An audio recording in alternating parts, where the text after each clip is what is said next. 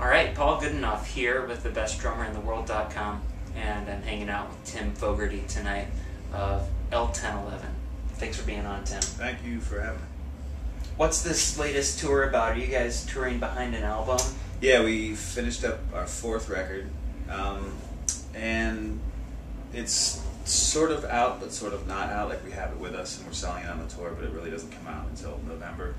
So, yeah, that's pretty much what it is. It's sort of to get another one in before the year's over and have that record. We took off about half of the year, since like April, to finish the record. So as soon as we finished it, we did this. So yeah, that's pretty much for the new record. What are some of the cool stuff that's on your kit? Because there's a lot of ear candy that's going on there. That's great. I've never heard that. I guess, well, it's like an acoustic kit, like a 5-piece basically.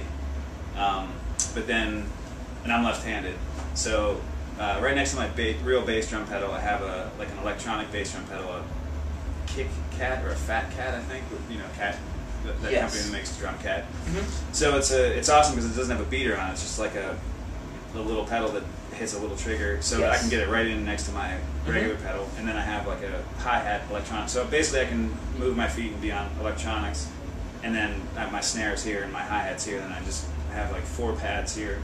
Mm-hmm. So I can just jump over, and usually the way it's set up is there's a bar, I don't know who makes it, but it's like 2 pads there and then 2 regular round rolling pads.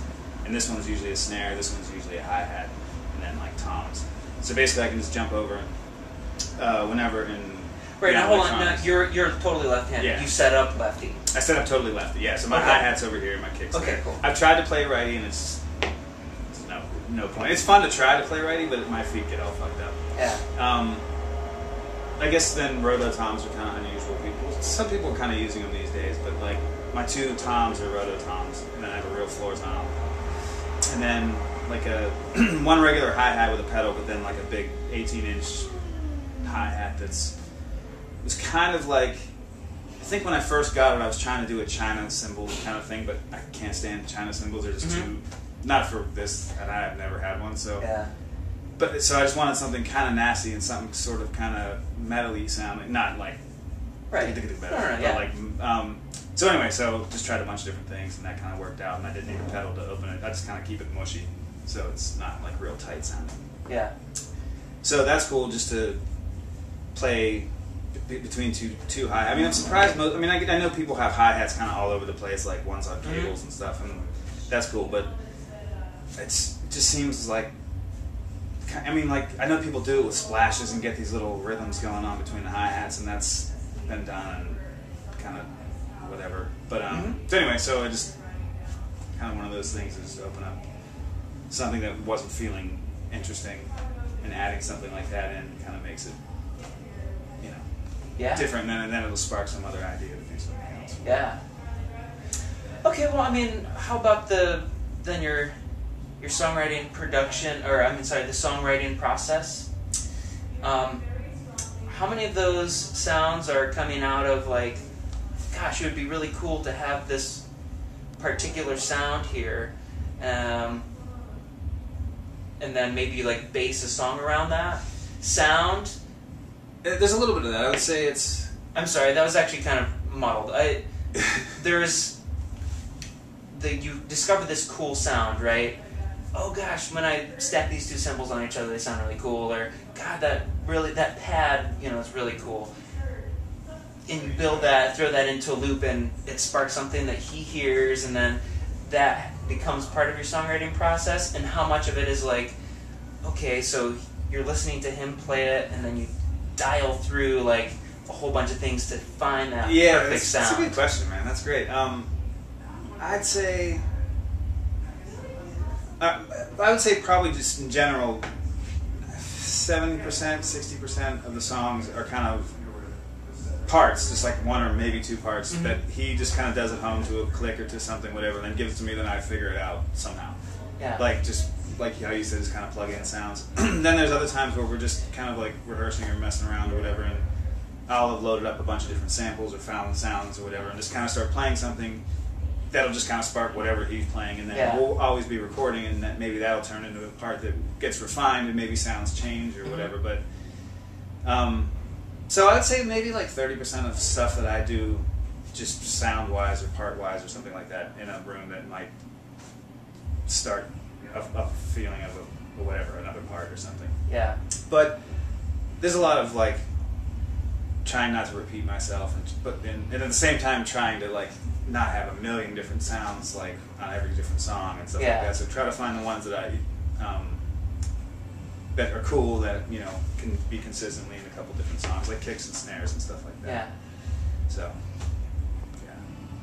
So what's the most rewarding part of it all for you? Is it the songwriting, the embryonic stage? Is it the recording of it, or is it the going out and playing live part of it? I love it all, actually. Like, I love this. It's cool. But when I'm doing this, I can't wait to get home and start working on new stuff. And when we're working on new stuff, it's like, I'm kind of looking forward to trying to get to, because we have all this stuff that's recorded and it's kind of together, like, to where we can do it live, and it's every, like where it's, not just, we're not just in record mode. So I think all of it's cool. Like, the songwriting is cool. Songwriting is probably the most frustrating part of it all, because you get stuck on things. So, I mean, I guess this can be frustrating. You have off nights. Recording can be frustrating if you suck or whatever. But it's all good. Like, I love it all. Yeah. And especially being a duo, is there some sort of like third person that comes in and kind of balances it out? Up until this point, there really hasn't been. Like, we did the first record drums somewhere at a place called Swing House in LA, because we didn't have a room or anywhere to do it, and did the rest of it on our own. Second record we did all on our own in our rehearsal spot. The third one we did everything somewhere at a friend's place, and that was great because we didn't have to engineer and try to do both. And then this time around we did it at like 4 different studios, some of it on our own in like nice studios where we kind of had to learn the gear and all that. But I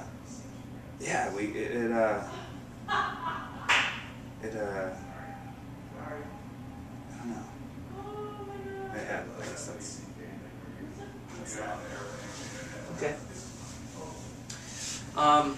Well, on the new album, what's something that's setting this album apart? Do you feel like it's further down the road? Have you guys made a fork in the road? I think we've kind of come full circle, maybe, like that, for lack of a better way to describe it, because a lot of people were into our first record because it was kind of post-rocky and jammy. Second record had that, but it also had a little bit more of electronic elements to it. And the third one was pretty dancey, and he just used his fretless on it. It was pretty specific. Like, it wasn't a whole lot of. I mean, there was a variety, but not a huge variety. And on this one, we basically kind of wanted to get the best of the first one, the best of the second one, the best of the third one. Kind of try to put them all together, and so I guess we've kind of taken what people look at us as, like whatever our sound is, kind of try to not mimic ourselves, but just take each element and try to take it to the next stage of whatever that would be. Yeah, that's great, man. Cool. Okay. Well, how long is this tour? It's like 6 weeks, I guess. We're about halfway through, because we started at the bottom and now we're heading back and we're in Chicago. So yeah, it's about that long. But it's been great, but we're super tired. I think this is our 17th or 18th show in a row without a day off. So we're just all like, tomorrow we have a day off. It's gonna be good. Good. You guys will be hanging here in town? Yeah, we'll be here, and then we go to Rock Island the next day. But so it's been great. I mean, the tour's been great. Where I'll be, but I'd rather be playing than taking a million days off. A day off every now and then would be nice, but we'll take it tomorrow. Yeah, good, man.